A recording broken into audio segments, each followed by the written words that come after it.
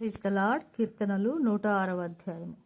యెహోవా దయాళుడు, ఆయనకు కృతజ్ఞతాస్తుతులు చెల్లించుడి. ఆయన కృప నిత్యముండును. యెహోవా పరాక్రమ కార్యములను ఎవడు వర్ణింపగలడు? ఆయన కీర్తి అంతటిని ఎవరు ప్రకటింపగలడు? న్యాయమును అనుసరించువారు, ఎల్లవేళలా నీతిని అనుసరించి నడుచుకునివారు ధన్యులు. యెహోవా, నీవు ఏర్పరచుకొనిన వారి క్షేమము నేను చూచుచు, నీ జనులకు కలుగు సంతోషమును బట్టి నేను సంతోషించుచు, నీ స్వాస్థ్యమైన వారితో కూడి కొనియాడునట్లు నీ ప్రజలయందు నీకున్న దయచొప్పున నన్ను జ్ఞాపకమునకు తెచ్చుకొనుము. నాకు దర్శనమిచ్చి నన్ను రక్షింపుము. మా పితరుల వలనే మేము పాపము చేసితిమి, దోషములు కట్టుకుని భక్తిహీనులమైతిమి. ఐగుప్తులో మా పితరులకు నీ అద్భుతములను గ్రహింపకయుండిరి. ఐగుప్తులో మా పితరులు నీ అద్భుతములను గ్రహింపకయుండిరి. నీ కృపాబాహుళ్యమును జ్ఞాపకమునకు తెచ్చుకొనకయుండిరి. సముద్రమునొద్ద, ఎర్ర సముద్రమునొద్ద వారు తిరుగుబాటు చేసిరి.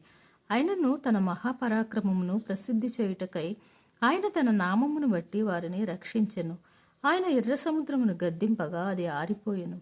మైదానము మీద నడిచినట్లు వారిని అగాధ జలములలో నడిపించెను.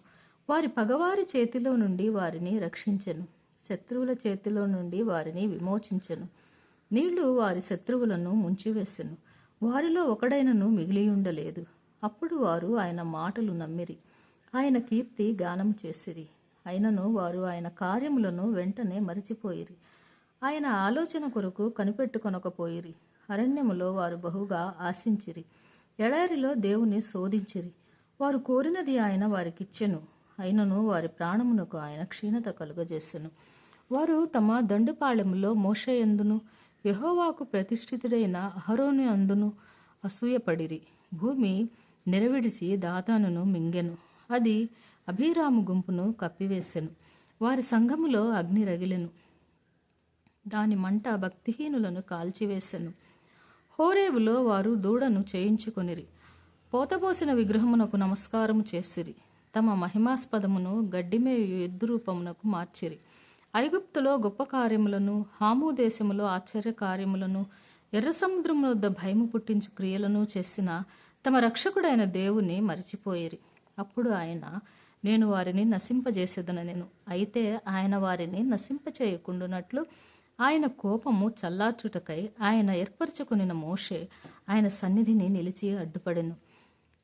వారు రమ్యమైన దేశమును నిరాకరించిరి. ఆయన మాట నమ్మకపోయిరి. యెహోవా మాట ఆలకింపక వారు తమ గుడారములో సణుగుకొనిరి. అప్పుడు అరణ్యములో వారిని కూలజేయుటకు, అన్యజనులలో వారి సంతానమును కూల్చుటకును, దేశంలో వారిని చెదరగొట్టుటకును ఆయన వారి మీద చెయ్యి ఎత్తెను. మరియు వారు బయల్పెయోరును హత్తుకొని చచ్చిన వారికి అర్పించిన బలిమాంసమును భుజించిరి.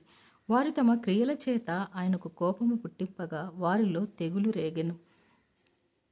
ఫీనెహాను లేచి శిక్ష జరిగింపగా ఆ తెగులు ఆగిపోయెను. నిత్యము తరములన్నింటను అతనికి ఆ పని నీతిగా ఎంచబడెను. మెరీబా జలముల యొద్ద వారు ఆయనకు కోపము పుట్టించిరి. కావున వారి మూలముగా మోషేకు బాధ కలిగెను. ఎట్లనగా వారు అతని ఆత్మ మీద తిరుగుబాటు చేయగా అతడు తన పెదవులతో కాని మాట పలికెను. యెహోవా వారికి ఆజ్ఞాపించినట్లు వారు అన్యజనులను నాశనము చేయకపోయిరి. అన్యజనులతో సహవాసం చేసి వారి క్రియలు నేర్చుకొనిరి. వారి విగ్రహములకు పూజ చేసిరి. అవి వారికి ఉరి అయ్యెను. మరియు వారు తమ కుమారులను తమ కుమార్తెలను దయ్యములకు బలిగా అర్పించిరి.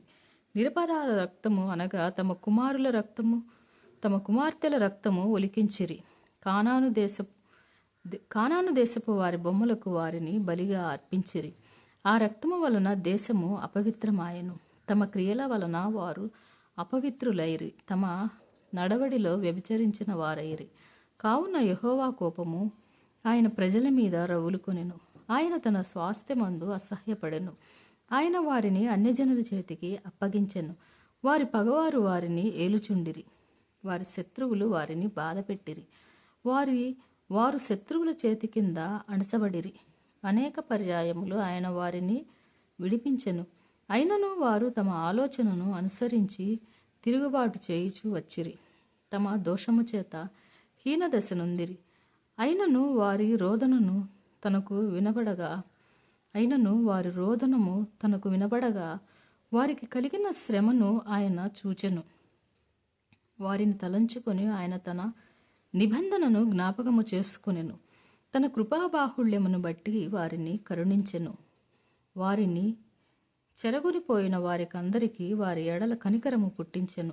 యెహోవా మా దేవ, మమ్మును రక్షింపుము. మేము నీ పరిశుద్ధ నామమునకు కృతజ్ఞతాస్తుతులు చెల్లించున్నట్లును, నిన్ను స్తుతించుచు మేము అతిశయించున్నట్లును అన్యజనులలో నుండి మమ్మును పోగు చేయుము. ఇశ్రాయేలీల దేవుడైన యెహోవా యుగయుగములోను స్తుతినొందునుగాక. ప్రజలందరూ ఆమెన్ అందురుగాక. యెహోవాను స్తుతించుడి. May God bless you.